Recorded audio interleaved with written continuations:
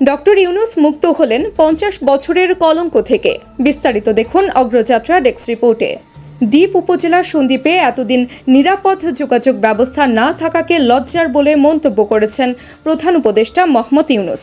সেখানে ফেরি উদ্বোধন উপলক্ষে আয়োজিত সমাবেশে তিনি বলেছেন, সন্দ্বীপের মানুষ এতদিন কাদা মারিয়ে ডিঙি নৌকায় আর বোটে করে কেন সমুদ্র পারাপার করতে হবে? সন্দ্বীপ দেশের অন্যতম উপকূলীয় দ্বীপ, কিন্তু ৫০ বছরের মধ্যেও কেন নিরাপদ যোগাযোগ গড়ে ওঠেনি? কি লজ্জার কথা।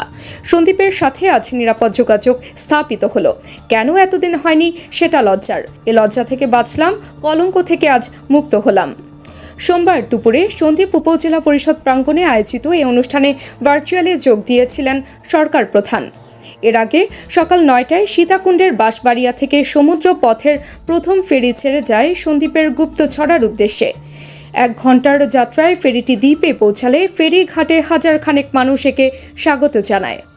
শুধু সন্দ্বীপের জন্য না, পুরো চট্টগ্রামের জন্য আজ আনন্দের দিন মন্তব্য করে ডক্টর ইউনূস বলেন, স্বাধীনতার মাসে আপনাদের এই সুখবর দিতে পেরে আমি আনন্দিত।